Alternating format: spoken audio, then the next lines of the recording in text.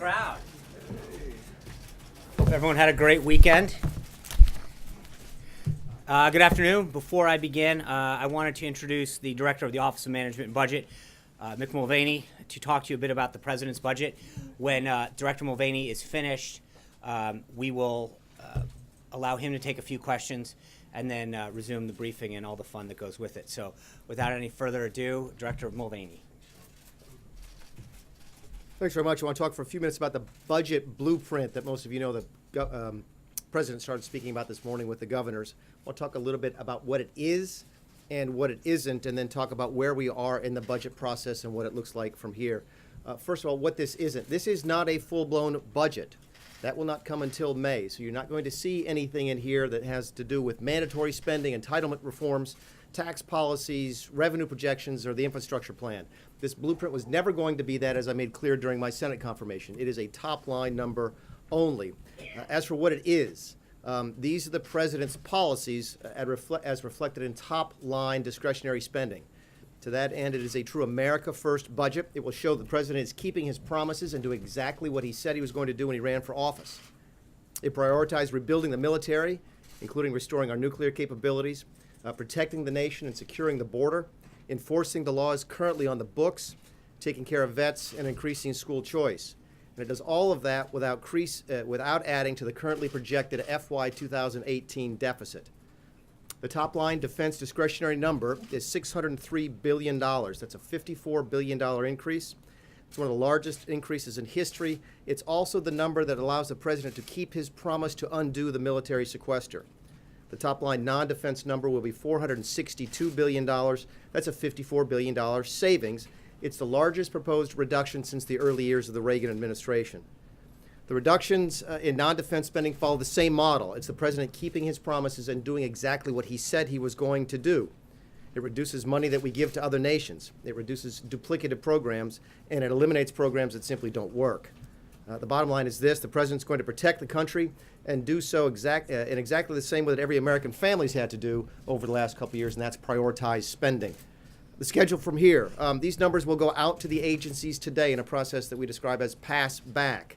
Review from agencies are due back to OMB over the course of the next couple days, and we'll spend the next week or so working on a final budget blueprint. We expect to have that number to Congress by March 16th. That puts us on schedule for a full budget, including all the things I mentioned. This one does not include, with all the larger policy issues in the first part of May. So with that, I'll take a couple of questions. Yes, sir. Mr. Director, in order to get to your top line on the rest of the non-discretionary, or rest of the discretionary budget, if you're not going to touch veterans' benefits, you need to slice about 12% off of the rest of government. Can you do that without affecting the services that government provides for the American people? And that's part of what this process is this week. Okay, what we're doing, the numbers go out, and the numbers, each agency will get its top line number, along with recommendations from OMB as to how we think they can hit that number. And they may come back to us and say, yeah, we think that's a good way to reach that number. Or they may come back to us with other suggestions. That's what this process is. I think it's fairly unusual for us to be coming to you this early in the process, but we want to let everybody know exactly where we were. But we're not talking about 2 or 3%. I mean, we're talking about double-digit reductions, so that's a lot. And there's going to be a lot of programs that, again, you can expect to see exactly what the President said he was going to do. Foreign aid, for example. The President said we're going to spend less money overseas and spend more of it here. That's going to be reflected in the number we sent to the State Department. Thank you very much.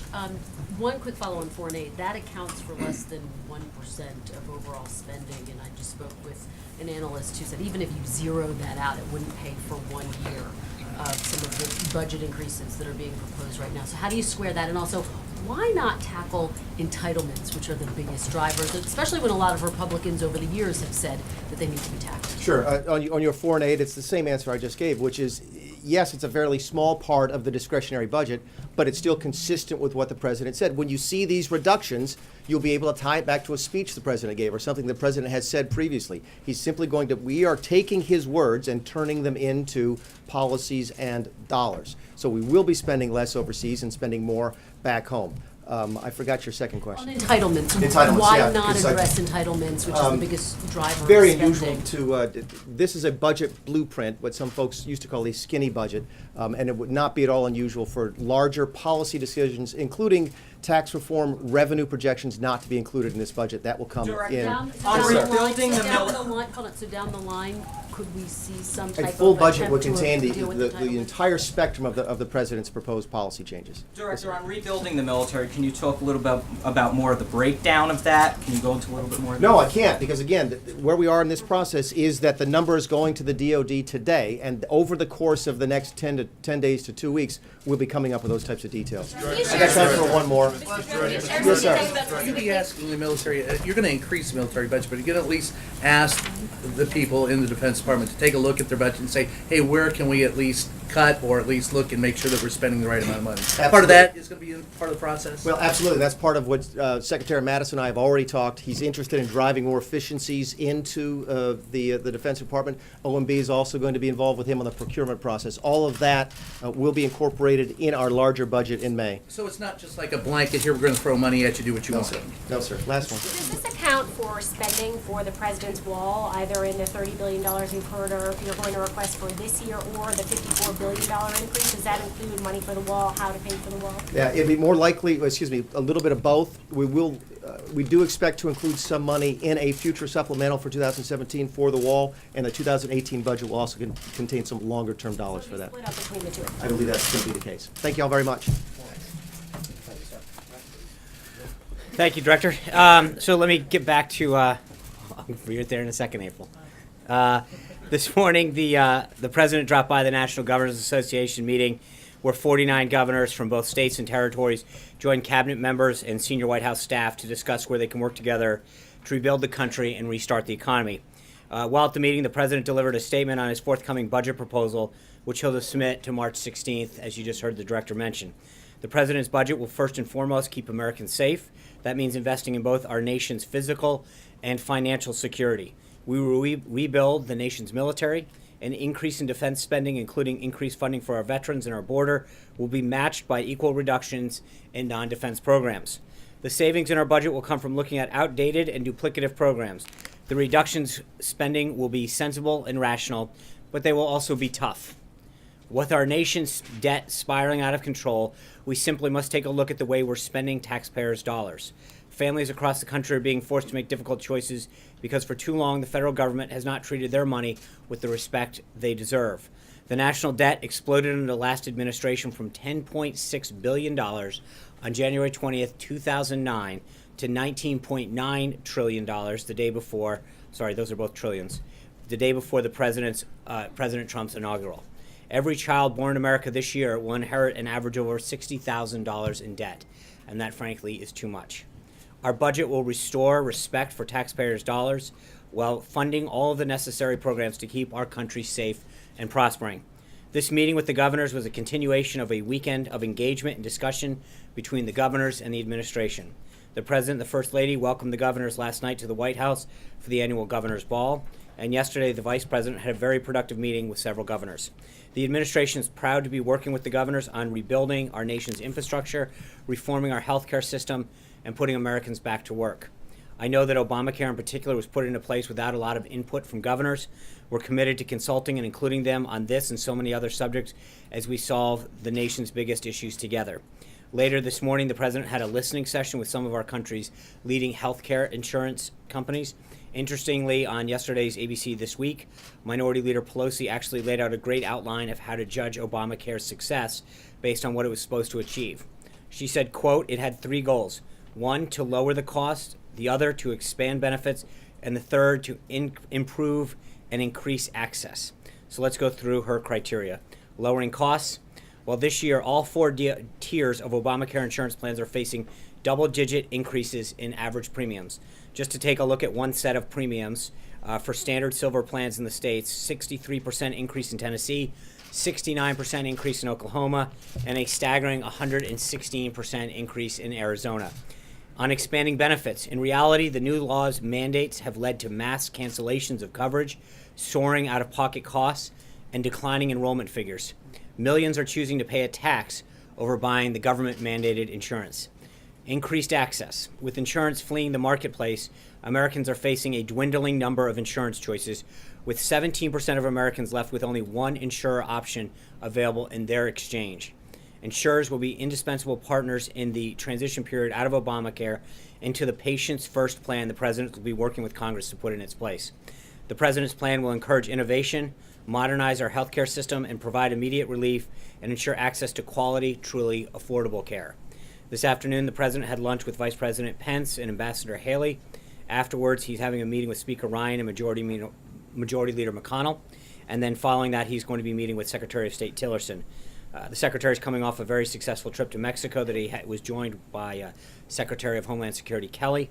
I'm sure the President's looking forward to discussing that trip with the Secretary. Also this afternoon, the Vice President will be speaking to an extraordinary group of 60 presidents of historically black colleges and universities. There will be a pool spray at the top of the event, and the Vice President's office will release his remarks and photos following the event. We can also expect a meeting with the President with them as well. This evening, the President will have dinner with regional press affiliates that are going to be in town for the joint session of Congress. While it's tradition for representatives from the networks to meet with the President before his joint address, this is the first time, to my knowledge at least, that the opportunity has been expanded to include representation from 18 regional outlets from around the country. Tomorrow, the President will also have the traditional lunch with the network anchors. Beyond the so-called Big Five networks, we've also opened it up and invited outlets including Telemundo, Univision, CBN, EWTN, OANN, PBS, C-SPAN, and TV1. Tonight, the President looks forward to seeing his nominee for the Secretary of Commerce, Wilbur Ross, confirmed by the Senate. Secretary-designate Ross has been an important champion for U.S. struggling industries in the private sectors, and pending his confirmation this evening, he will now do in the same post on behalf of the American people what he has done in private sector. Assuming everything goes according to the plan in the Senate tonight, we expect to have his swearing in tomorrow here at the White House. Also tomorrow, the President will deliver his first address to both houses of Congress. In his speech, the President will lay out an optimistic vision for the country, crossing traditional lines of party, race, and socioeconomic status. As I said before, the theme will be the renewal of the American spirit. He will invite Americans of all backgrounds to come together in the service of a stronger and brighter future for our nation. In addition to laying out the concrete steps the President has already taken to make the American dream possible for all of our people, he will talk about the bold agenda he wants to work with Congress. This includes tax and regulatory reform to provide relief to hardworking Americans and their businesses, making the workplace better for working parents, ensuring the families who have suffered under Obamacare's skyrocketing rates see it replaced with a patient-centered alternative, making sure every child in America has access to a good education, a rebuilding of our military, and fulfilling of our commitments to veterans to whom we obviously owe a great deal of gratitude. You can expect a speech grounded firmly in solving real problems for every American. How can we make sure that every American who needs a better job get one? How can we get kids who are trapped in failing schools into better ones? How we can keep gangs and drug violence out of our neighborhoods and communities? The President will address the Americans who have been waiting for help from their leaders for too long and let them know that help is finally on the way. With respect to the speech, we will be having a background briefing sometime this evening here in the briefing room. We will provide additional details later in the afternoon. As you might already know, the Department of Defense presented its preliminary plan to the White House today to defeat ISIS. This plan has been delivered by Secretary Mattis, and who is currently briefing the principals on the option presented today and seeking their input and feedback. Finally, I wanted to note the President continues to be deeply disappointed and concerned by the reports of further vandalism at Jewish cemeteries. The cowardly destruction in Philadelphia this weekend comes on top of similar accounts from Missouri and threats made to Jewish community centers around the country. The President continues to condemn these and any other form of anti-Semitic and hateful acts in the strongest terms. From our country's founding, we've been dedicated to protecting the freedom of our citizens' rights to worship. No one in America should feel afraid to follow the religion of their choosing freely and openly. The President is dedicated to preserving this originating principle of our nation. And while we're at it, I don't want to get ahead of the law enforcement, but I was asked the other day about the story in Kansas, the shooting in Kansas. And while the story is evolving, early reports out of Kansas are equally disturbing. So with that, I'd be glad to take your questions. John. Sean, there's a report this morning that you reached out directly to the CIA Director Pompeo. Did you directly contact Director Pompeo and ask him to knock down the New York Times story on the Russia connection? Thanks, John. Let me, kind of, if I may, walk through the entire timeline. I think it's important. As I mentioned, I think a week ago, the New York Times published a story about what they called contacts between members of the Trump campaign and Russian officials. The FBI deputy director was at a meeting here at the White House that morning, after the meeting concluded, he asked the chief of staff to stand back a second. He wanted to tell him that the report in the New York Times was, quote, BS. For viewers at home, I think you can pretty much figure what that means, but I'll leave it at that. At that time, the chief of staff said, thank you for sharing that with me. Can we let other people know that the story is not accurate? Throughout the day, they went back and forth to see what they thought was appropriate. Finally came to the conclusion that they did not want to get in the process of knocking down every story that they had issues with. We then were informed that other people had come to the same conclusions, including that time Chairman Devin Nunes had told us, hey, I've been knocking this down, telling reporters. We shared a number with him of a reporter that had contacted us. And again, when the reporters contacted us and we said, no, that's not, to the best of our knowledge, it's not true, they were asking us, can you point to anybody else that can substantiate this? And I think we did a good job of saying, sure, we will share with reporters other people who have come to the same conclusion. So I won't go into the specifics. I will say that I think we did our job very effectively by making sure that reporters who had questions about the accuracy and the claims made in the New York Times, that we were pointing them to subject matter experts who understood whether or not that story was accurate or not. And I think just to continue to be very, very clear on this, it was about the accuracy of the reporting and the claims that were made in there. Plain and simple, about whether or not a story that appeared in the New York Times was accurate. And individual after individual continued to say that they, as far as they knew, they weren't. I think most of you probably saw Chairman Nunes' comments this morning.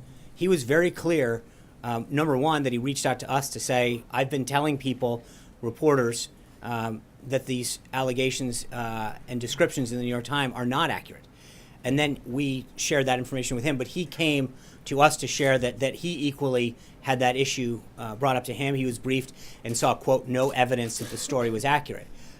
So the answer is, we have continued to give reporters information and sources that went to the accuracy or lack thereof of a report that was in a newspaper. And I think, I think Chairman Nunes also equally said it's interesting how we literally were engaging with the press, saying, if you have a question about the sourcing on this, obviously when brought to our attention, we said it's not accurate as far as we know.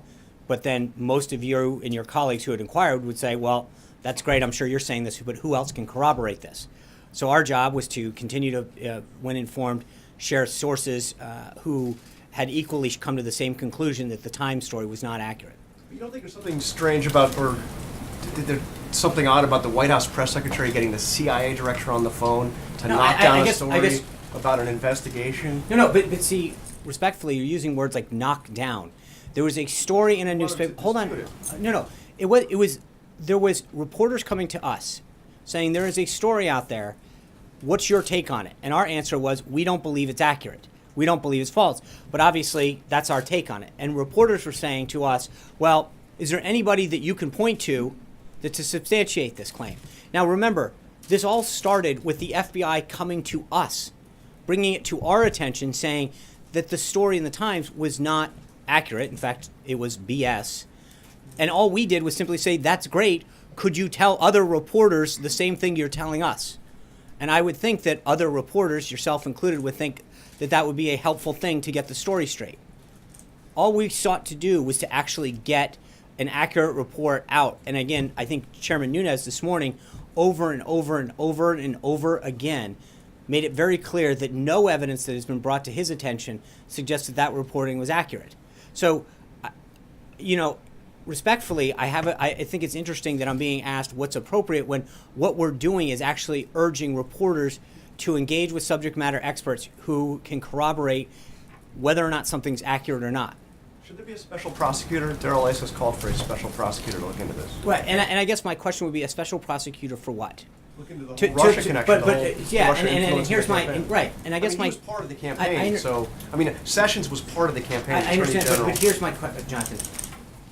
We have now for 6 months heard story after story come out about unnamed sources say the same thing over and over again, and nothing's come of it, right? We've heard the same people, the same anecdotes, and we've heard reports over and over again. And as Chairman Nunes made very clear today, he has seen nothing that corroborates that. So at what point you've got to ask yourself, what are you investigating. Well, Russian interference, I mean, beyond no, the and I context. think that both the House and the Senate have looked at it. You know as well as I do that the intelligence community has looked at it as well. There's a big difference. I think that Russia's involvement and activity has been investigated up and down. So the question becomes at some point, if there's nothing to further investigate, what are you asking people to investigate?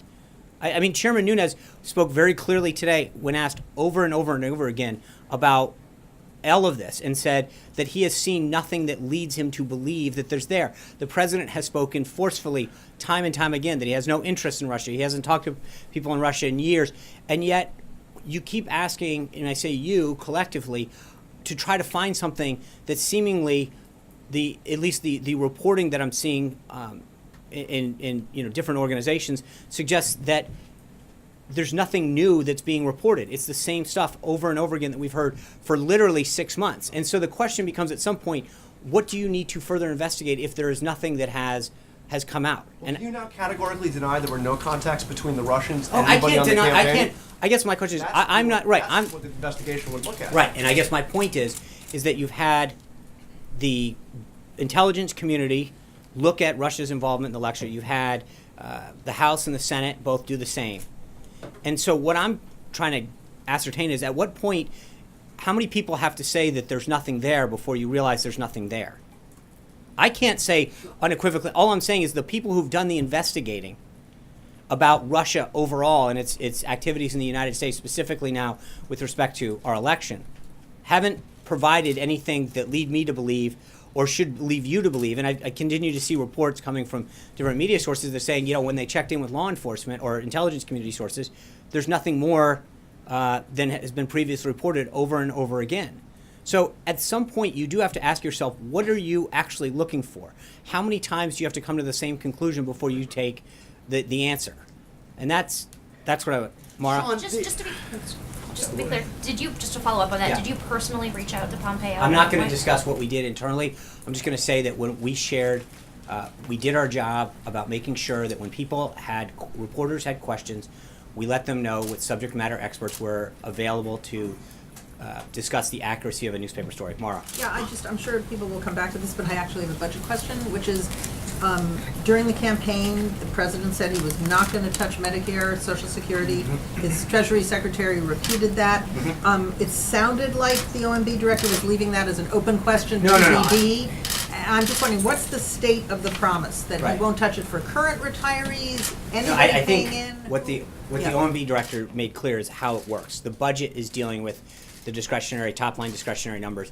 Policy decisions are not part of the budget. That was what he was being asked and what he. So I just want to be clear in terms of what he was. And The again, I state think of the promise. right, In and other I think the words, state what of the is the promise, promise? Yeah. is clear. And I think, as you point out, he had made the promise. He stands by the promise. The But Treasury what is the Secretary. promise? Current retirees, people near retirement, anybody paying into I these will follow programs? up specifically on that before I get, but I think the president has made very clear that that's not his intent to do. He wants to focus on the discretionary side, that entitlement reform is not, that with respect to those programs that he mentioned, he stands by his word. Sean, the Fred president Lucas. Fred. I wanted to ask a couple issues. An executive order on religious freedom had previously been in the works. Will that still come? And if it does, will it extend beyond religious freedom? And, Well, I'm sorry, Fred. What? I'm sorry. Will it extend beyond the Johnson Amendment? I think we've discussed executive orders in the past, and for the most part, we're not going to get into discussing what may or may not come until we're ready to announce it. So I'm sure as we move forward, we'll have some. Olivier. Thanks, Sean. I'm sorry. I just have one more. Okay. The issue of tax reform. And will there be, how committed is the administration to a border-adjusted tax? And is there any concern that there won't be enough conservative support for that, but it could block any meaningful tax reform long-term? Well, I'm not going to get into the specifics of tax reform today. The president's made clear that we'll have an outline of a plan very soon. But what I will say is that I think he has talked about the concerns that he has with current regulatory and tax policy that benefit people from moving out of the country and shipping products back in while shedding American workers. He will continue to fight for policies that promote manufacturing and job creation in the United States and supports American workers. So I don't want to get ahead of the exact nature of the policy. He has been seeking a lot of input. As I mentioned earlier, he's going to talk today with Speaker Ryan and Senator McConnell. I know that both the joint session, the status of repeal and replace, and I'm sure some discussion of tax reform will probably come up. But there's a lot. We're continuing to move forward and work with them. Olivier. Thanks. A couple on the ISIS strategy. Yeah. Can you just get to the timetable from now that you've received it, what happens? And there's a report that you're asking for $30 billion in emergency defense spending on top of the 54 in the budget. Is that true? Does that cover the new ISIS strategy? Can you explain the relationship between the two? Thank you. Right now, literally, that principals meeting that I mentioned at the beginning is happening as we speak. So Secretary Mattis was coming over to brief the principals as far as the ISIS plan. And again, part of it was to make sure that he fully discusses the recommendations that he's making and seek the input and feedback of the other principals downstairs. That can help guide where we go from here, how we go. With respect to the funding, I think Director Mulvaney noted that there'll be a supplemental at some point. Right now, the focus is on the budget, and then we'll go from there. John Gizzi. Thank you, Sean. Two brief questions. First, I read your statement at the Thursday briefing to Governor Malloy of Connecticut during the NGA meeting, and he responded, and I quote, Sean didn't read a thing that I said. He said that in Connecticut, they are already working to get criminals who are in the country illegally out.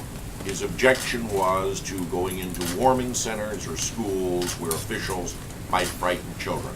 Your response to the governor on that? Well, again, I was asked specifically what the comments were with respect to sanctuary cities, and again, I would reiterate, with all due respect to the governor, I'm not here to pick a fight with the governor. I enjoyed my time going to school in the state of Connecticut, but I have a kind affection of the Nutmeg State. But the reality is, I think that there's a difference.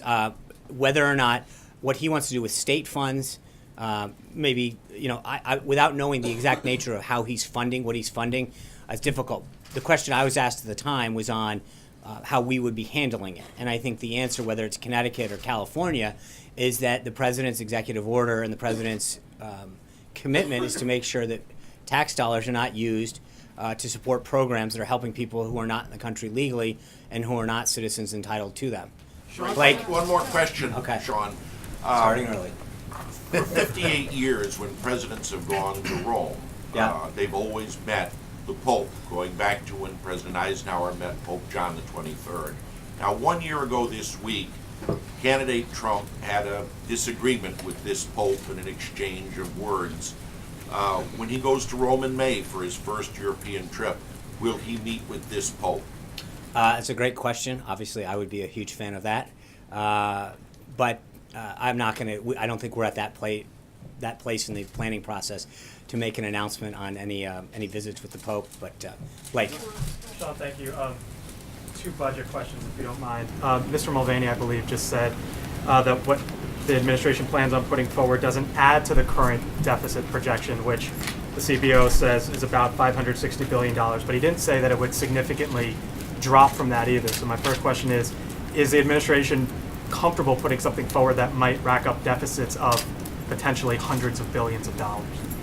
Well, I think I'm trying to understand the question a little, if you can help me with this, because he said it wasn't going to add to it. Right. So my question is, he didn't necessarily say it was going to cut from it either. If it doesn't cut from it, potentially it could be hundreds of billions in deficits, and I'm curious. Right, no, but I think, correct me if I'm wrong, I mean, he basically made it very clear it doesn't add to the projected baseline deficit, right? So that continues to be the goal, and I think as we continue to work through this process of passback, it can work both ways. We could identify further savings and reductions through working with the agencies and departments. But we're going to make sure that the top line number we maintain and as close to that as possible. And as we go through this, I mean, this is the beginning of the process, as the director noted. We send the number to the department of the agency, give them some ideas how we came up with this, and then they come back to us and either justify why the particular program or office or what have you needs to stay in existence, or why maybe not the reduction that is offered. But it's a back and forth process that will occur over the next few weeks. So to get ahead of it is the problem. Let me ask you what Nancy Pelosi, to just get a quick reaction to Nancy Pelosi. She put out a statement and said the following, quote, 5 weeks into his administration, President Trump has not introduced a single jobs bill.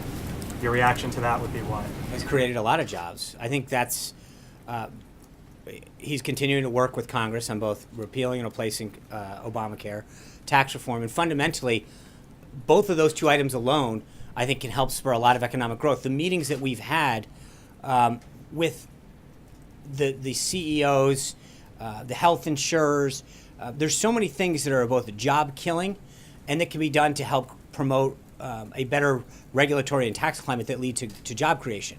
I think that's one of the biggest problems right now is that people in Washington aren't necessarily talking to job creators and saying, what is the impediment that you have to hiring more American workers? What is the impediment that you have to manufacturing more, to building here? The meetings and the actions that the president has taken on both regulatory and other matters have helped spur job and job creation. You've heard these companies come in over and over again, the automakers, the airlines, Sprint. I mean, the list goes on and on and on of people saying to the president, because of your agenda, because of your vision, we're willing to commit to hiring additional people, to manufacturing more. You know, that's how jobs are created. It's not through the government. And too often, it's the government regulations that stifle and prevent job creation. And I think the president, as a businessman, fully appreciates and understands how this works and what some of those impediments do to creating jobs and to growing the economy. And so I would just say that you haven't seen anything yet. It's going to continue to be the case. Trey. Sean, is there concern in the administration that a large-scale military buildup will appear threatening to other countries around the world and lead to some sort of arms race with other countries? No, I think when you look at the state of some of the infrastructure in our military, with the age of our ships or our planes, or some of the other hardware that exists, you recognize that we need to rebuild a lot of these things. The size of our Navy has gone down significantly, and there are new needs and new planning. And when you look at the commitment that you have to make, not just in 1 year, but in several years, for a lot of these programs, ships and tanks, even weapon systems, they don't get built in a month or a day. You have to make a commitment early on to make the investment because of the time that it takes to procure them, to build them, the research and development that goes into it. And so I would just suggest to you that this is the first step in making sure we make the commitment to a military that, especially through the sequester the last few years, has not gotten the funding it needs to get off life support. There are a lot of things that are being taken care of in the military where they're just continuing to, they're not putting the systems and the projects in place to allow the military to keep up with the times, and that's a problem, major. Sean, one investigation question, one budget question. As you may be aware, Bill Owens, the political Ryan Owens, gave an interview with Miami Herald over the weekend, and he said, quote, "The government owes my son an investigation. On behalf of the President of the United States, is the President open to an investigation of the raid in Yemen?" And the father of Ryan Owens called that a stupid mission. Is there something that you'd like to communicate to him about that mission that might persuade him otherwise? Yeah, thank you. That's multi-part, so let me kind of walk through it slowly. First of all, I can't possibly imagine what he's going through in terms of the loss of a son. I can tell him that on behalf of the president, his son died a hero, and the information that he was able to help obtain through that raid, as I've said before, was going to save American lives. It's going to protect our country more. So he made a sacrifice for this country. He was on his 12th deployment. And I know that his wife, when she spoke to the president, knows that he did this because he loved it. He cared about our nation. And the mission was successful in helping prevent a future attack or attacks on this nation. It obtained a lot of information that will help us keep safe. With respect to his request, it is standard operating procedure for the Department of Defense to undergo what they call a 15-6 review. That review, in this case, is three-pronged. Because there was a fatality and the loss of life, there's that. Because there was civilians involved, that's another. And then third is because there was hardware, a helicopter that was damaged. That is a separate. So, in fact, there will be 3 reviews done by the Department of Defense because of the nature of this. But again, I can't stress enough that on behalf of the President, on behalf of this nation, we express our condolences, extend our prayers to him during this time. And As you said, that is standard procedure. Is there anything the president is particularly curious about with this mission, in that it was brought to him, he authorized it quickly? Does he believe in the main it I was don't- carried out well, and there's nothing that he's particularly curious about in the way either the helicopter was damaged, fatality, the civilian casualties, of anything of the like? Well, number one, I've walked through the timetable previously in terms of how long this had been planned for, dating well back into the previous administration. And as you know, their recommendation at the time was to wait for a moonless night. That night wasn't going to occur during President Obama's administration. And so when General Mattis got into the Department of Defense, he was briefed up on the status of the thing, made aware of when the next time was go. We went through the process to ensure that we continued to believe that the mission, the way it was going to be conducted, and the results of the mission would be worthy of action. The conclusion continued to be, as it was prior, that we should move forward. As I've mentioned before, I think you can't ever say that when there's, most importantly, loss of life and people injured, that it's 100% successful. But I think when you look at what the stated goal of that mission was, it was an information and intelligence gathering mission, and it achieved that its objectives. So, again, I would express our thoughts and our prayers and our condolences to all of the people in Chief Owens, his family and his friends, his shipmates. But it's something that, as a SEAL and as someone who deployed 12 times, he knew that this was part of the job, and he knew what he was doing. And so we're very comfortable with how the mission was executed, and you know, we'll let the Department of Defense go through that review process and then see where that leads us. But I think to get ahead of the 3 separate reviews are being done by the Department of Defense would be probably a little irresponsible at this time. Sean, on the budget. Major gets 2 too. It's just real quick on the budget. As you are aware, to undo the defense sequester, Yeah. you have to get 60 votes in the Senate because you have a separate domestic sequester number and defense. Are you confident with these numbers and with this kind of heavy discretionary spending cut proposed, you can get the 60 votes to change the law? Because without that change in law, the proposal is just that. It doesn't become operational. I think that when it comes to our nation's security, specifically our nation's military, I don't think that it's a partisan issue. I think that senators from across the country, whether you're talking about Florida or what kind of, whether you've got an Army installation or a Navy base, you understand the state of repair that many of our planes, ships, and other hardware is in. And I think that there is a bipartisan commitment to give the military and its members the equipment and the tools it needs to succeed and protect this country. So I do feel confident. April?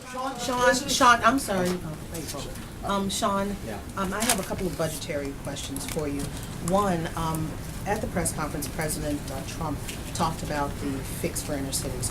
What is the investment in this budget when it comes to a fix for inner cities? It's a good try. I think the director was very That's one clear of that we're his- not, I mean, part of the process today was to start that pass-back process that he talked about, where we're going to the various departments, whether it's HUD or DOT, and giving them that top-line number and then hearing back. So I don't want to get into a specific number with you before we get too far down the process. I think that's a conversation that we're going to have with the agencies, and then we will have subsequently with Congress when they start drafting their resolution. I'll follow up on this, but I do have a question about that. But see, he talked about healthcare, he talked about education, and he talked about crime, and he continues to talk about Chicago and law enforcement. So you don't have any kind of budgetary numbers when it comes to, and healthcare is a piece that is one of the line items for this budget. That's right. And I'm not saying that we don't have numbers. I'm saying that we're not giving them out. That's a big difference. I know. You're going to do a good job trying. But as the director noted on this, that they have come up with top-line numbers based on their going through each of these agencies' budget and saying, hey, there's a duplicative program here. In some cases, maybe they give them more, maybe they give them less. Part of it is to begin that conversation, that process, with the departments and agencies to figure out what those investments are. Maybe it's repurposing existing funds in a different way. So it's not necessarily a zero-sum game. There is a way that a department can reallocate money to a program that might end up benefiting because there's a duplicative or out-of-date program or office that savings could be applied to something. But I don't want to get ahead of the process right now, only to say that we are at the very beginning of it. And on HBCUs. Yes. The president is going to see the 80-plus presidents of HBCUs with the vice president That's right. today. Some of them are very concerned as to what this executive order looks like, and they are waiting to hear the commitment before they say, I'm all in. Okay. What is the commitment that this president is trying to make when it comes to HBCUs to ensure, I guess, their future or deal with funding for research projects, what have you, or Right. moving it out of Department of Education into the purview of the White House? What is the commitment that he's going to give to them? So, look, I don't generally speak about executive orders until they're finalized. I will just say that one of the things that I think there's a commitment from this White House to do is to look at the various resources throughout the federal government that support HBCUs. So, for example, the Department of Defense has ROTC and NROTC programs. Are they being properly, is that funding being properly executed and spent? There's programs within each of the departments, the Department of Education, the Department of Housing and Urban Development, that affect grants or programs or direct funding that go to HBCUs for various different things, whether it's construction projects or teaching programs or mentorship programs, whatever it is, they span throughout the entire government. And I think that what we are committed to doing is ensuring that that there is a high-level understanding and commitment that goes straight to the president of how we harness those resources within the government and make sure that they're doing what they're supposed to be doing. So it's one thing to have them, right, spread throughout the different departments. It's another thing to make sure that there's a direct pipeline to the President of the United States, that those programs are being executed in a way that's benefiting the future of HBCUs and the various projects and teaching that goes on there. Is that? So what are you saying? There's going to be a piece that is going to basically go throughout all the agencies to make sure that there is some kind of commitment to HBCUs in contract, like, let's say, engineering for some schools or in research for other schools? I would say this. I think I'm going to stick to waiting until we announce it to get out a lot more. I'm just, I anticipate it very soon. How's that? I want to give myself a little wiggle room.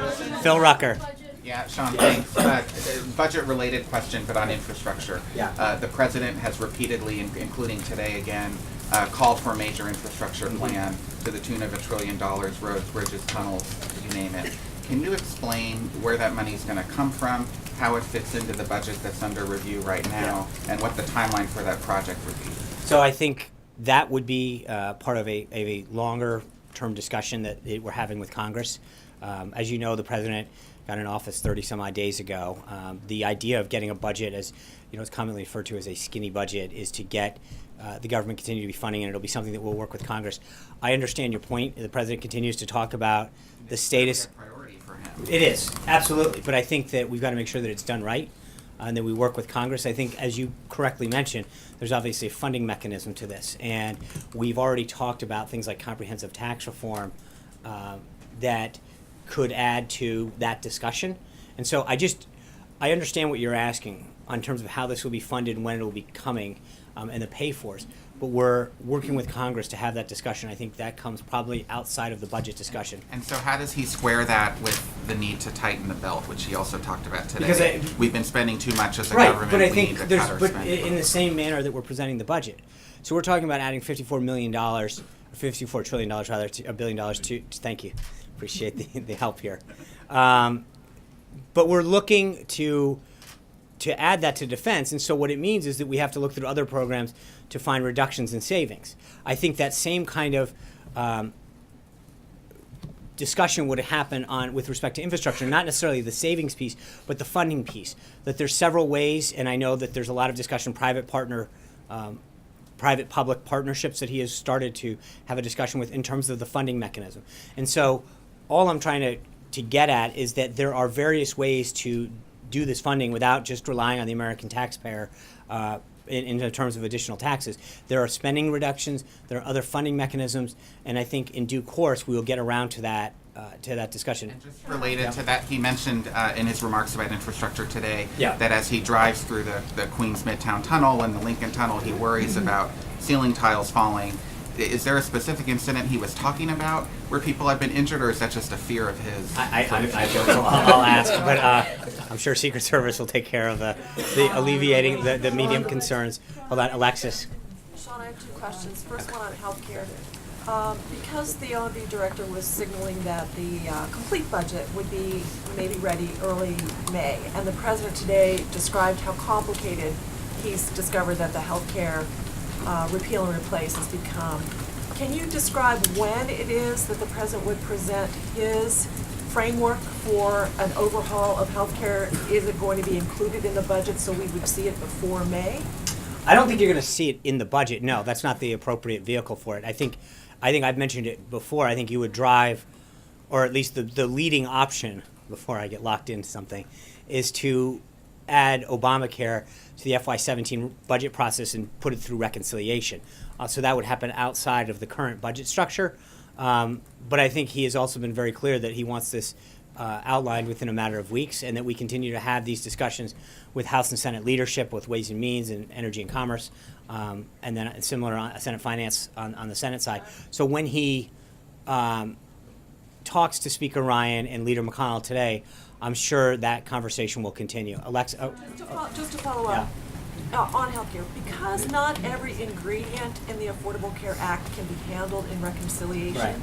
That's why I was asking about the elements of it that would be That's in the right. budget. So we will see some of those? well, there's several pieces of Obamacare. Some can be done by executive order. Some get done with 50 votes. Some have to be done specifically in reconciliation. I think, kind of to Major's point on a previous question, that there are certain things that have to be done in certain ways legislatively, and to create a comprehensive and holistic approach to both repealing it and replacing it. And we're aware of that. We're working with the House and the Senate to make that happen. My second topic. Of course. All right, the immigration executive order, Right. the travel ban. Is the president going to address the American people and Congress in his speech tomorrow night and specifically describe and defend the immigration ban?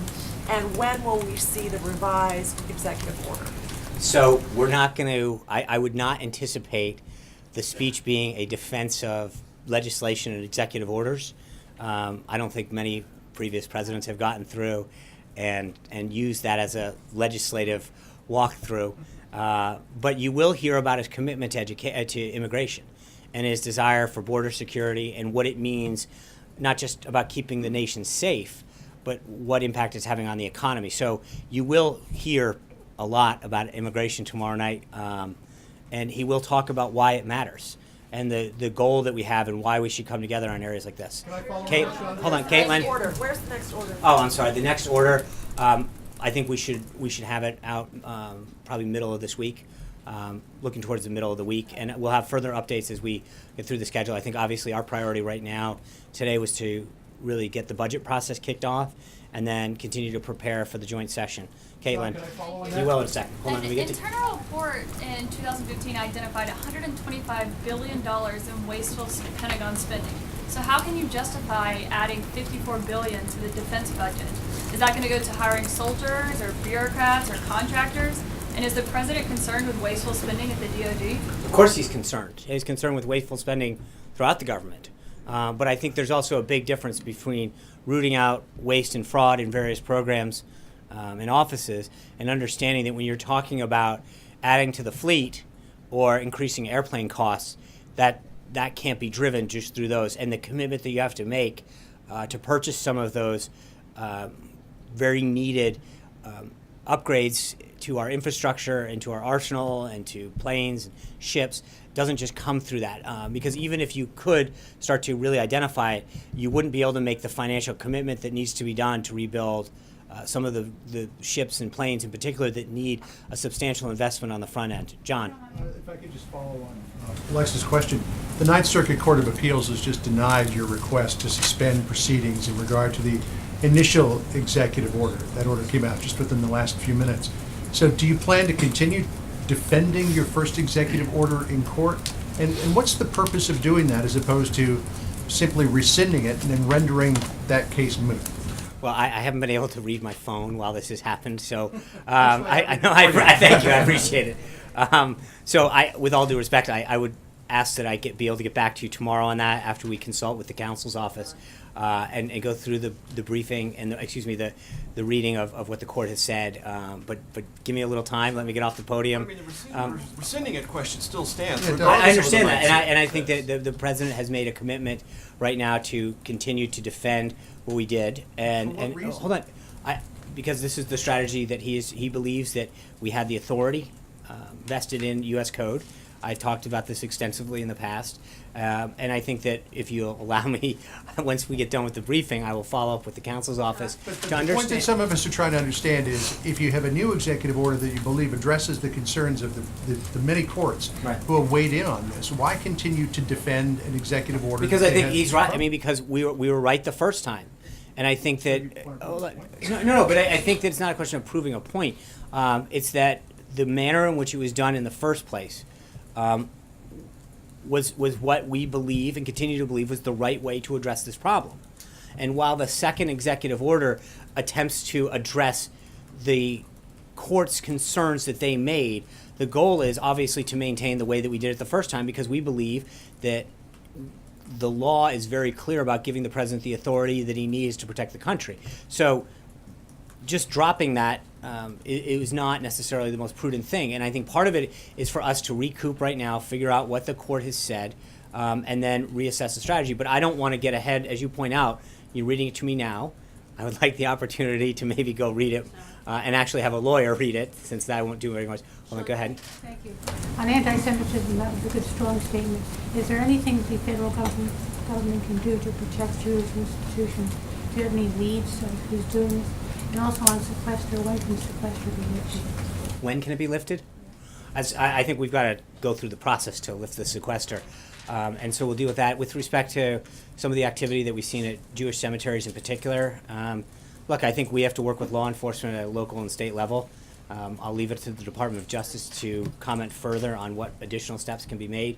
But I think, as been pointed out multiple times, I think one of the things that we can do is speak from this podium in particular and other places to make sure that every American understands what our values are, and that kind of behavior and activity is wrong and won't be tolerated, and the highest levels of government denounce it. So I think it starts at that, and then I think there's a law enforcement component that I would, ask you to touch base with DOJ. Thank you on the budget. Yeah. I understand this is a blueprint. I understand the president has previously said he doesn't want to touch entitlements. But why does he think it's the right move to break with years of Republican orthodoxy, House Speaker Paul Ryan, who have said that any sensible long-term budget needs to include entitlement reform? Well, look, I think the president understands the commitment that was made to seniors in particular, and that it's a sacred bond and a trust. And I think, look, Mara asked this earlier. I think, we'll get back to you on the specifics, but I think he made a commitment to the American people. And one of the things that I think the president continues to get high marks on is that regardless of whether you voted for him or not, you agree with his policy, he's a man of his word. And he has followed up on the promises that he made to the American people. And I think that's important. Now, again, I think that we will continue to work with Congress.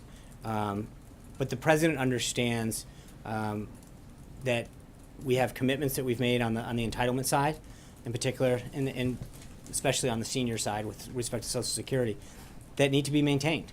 And so he's going to keep his word to the American people. But if you talk to some economic analysts, they say Social Security, Medicare won't be there in a number of years if we don't address. And I think that, and so for right now, I think the budget that we're laying out deals on the discretionary side. I think you've heard the president's priorities and commitment, especially when it comes to protecting this country. And if we have anything further, I'll let you know. Go ahead. Sean, one more. Is there an internal leak inquiry right now? Not that I'm aware of.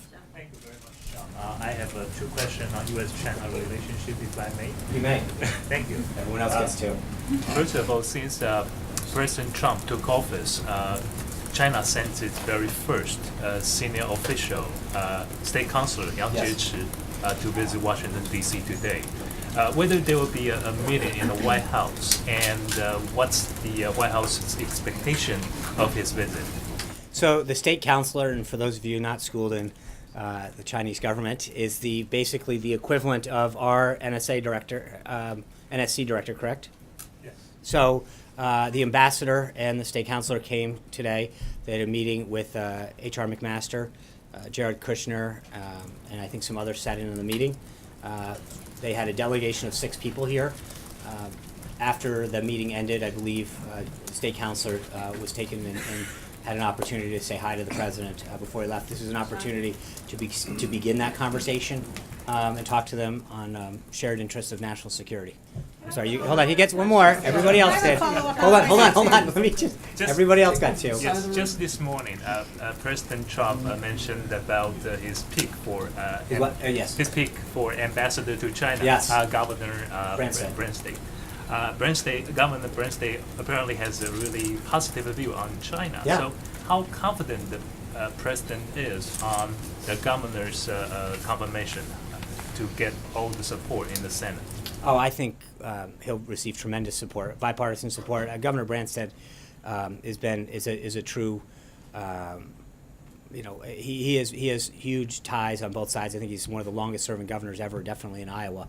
And I think that he has tremendous respect from both sides of the aisle, not just for how he's handled himself as a governor in Iowa, but his deep understanding and ties to China and to China's economy and the Chinese officials. And I think he's going to do a phenomenal job representing our nation. He starts with a deep understanding of the Chinese economy, the Chinese government, and that is going to really serve our nation well. Mara? Can I just have a follow-up on China? Thank you, because I know I got one before. I You did. appreciate that.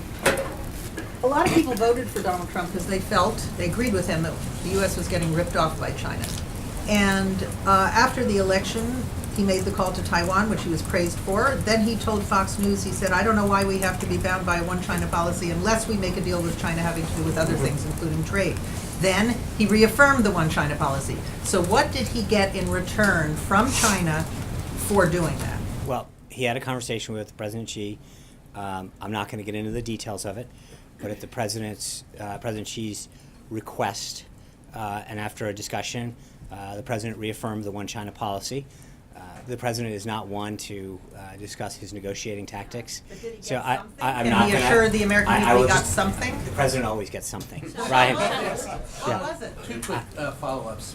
First of all, I noticed earlier today there were a lot of Republican governors out here, but not very many Democratic governors. Is this administration actively attempting to reach out to the other side of the aisle for compromise? I think if you saw the remarks during the pool opportunity, the President talked about some of the conversations he had with Governor McAuliffe from Virginia in particular, but they were here last night. They had dinner with their wives and husbands. It was an opportunity to really talk to the cabinet and get to know each other and talk about priorities. I will say that it's interesting. I mentioned Obamacare.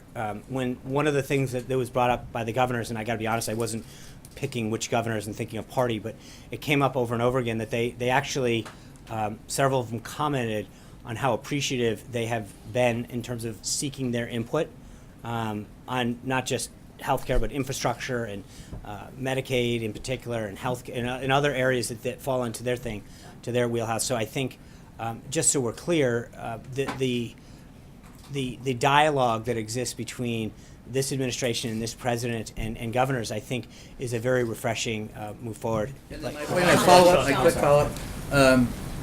I want to clarify a little bit of something that happened Thursday and Friday about the public enemy statement. Are you saying that all of the press is the public enemy, people who didn't vote for the president, just the people in this room, or is it just Bill Maher and maybe Warren Beatty? Can you clarify what we're talking about? I think the president made clear in his tweet that he was referring to the fake news and people who ascribe to pushing fake stories is where his target was. Thanks a lot. As you know, more than 60 Democrats either boycotted or skipped the president's inauguration. What kind of reception do you think the president will get tomorrow evening from Democrats in the House and the Senate when he gives his joint address? Well, I hope a very robust and applause-filled reception.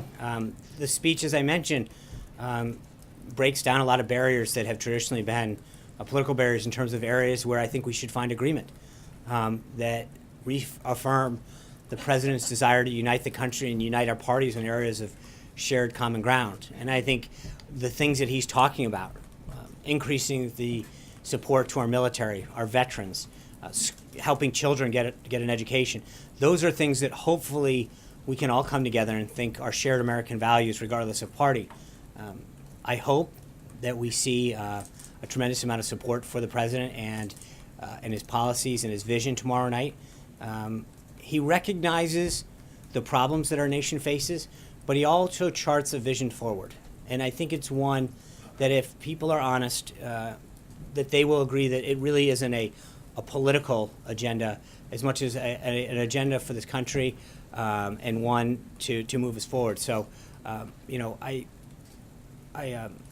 think that we'll have to wait and see, but I can tell you that I think it'll be a positive move forward. Zeke? Thanks, Sean. A couple follow-ups to Olivier's question earlier about the ISIS review. It's day 30. The memorandum the president signed 30 days ago said that he was supposed to be briefed. Can you give us some more time, a timeline on when specifically President Trump will be involved? I know you mentioned there's a principals meeting earlier today. What the timeline of the review is, and then separately, you mentioned that Secretary Mattis was the one sort of presenting it to the principals committee. The memorandum included things other than just the military. It included public diplomacy, efforts to cut off financial ties to ISIS. Right. What were the other cabinet secretaries involved? What got us here, and where do we go from here? Thank you. Let me, if I may, get briefed on who and what occurred in the principals meeting to the extent that it's available, and I'd be glad to get back to you tomorrow on that. I just don't have that information available. Gabby. Thanks, Sean. Palm Beach County has said that it's costing $60,000 a day in overtime pay every time their president comes to visit West Palm Beach. He's slated to go there again this weekend, according to some reports. Is the president taking any steps to ensure that taxpayers aren't saddled with tremendous costs of his travel habits, considering he was so critical of his predecessor on that matter? Well, Gabby, the security for the president and the First Family is set by the Secret Service. As you know, they determine the security measures that need to be taken to protect the president, frankly, any president. So I'm going to leave it up to the Secret Service to decide what security measures and steps are taken to protect the president. And as you know, I mean, this it transcends administrations. Wherever the president goes, they need to make sure that the president and the First Family is safe. It's something that I think we rely on the Secret Service to make those determinations. They continue to do a phenomenal job making sure that the First Family and the President and the Vice President are protected, and we have full confidence in the decisions that they make. So thank you guys very much. We'll have a briefing tomorrow, later today, on the state. What's that? I would look in the 6 o'clock hour. So yes, here. I get to see you here again.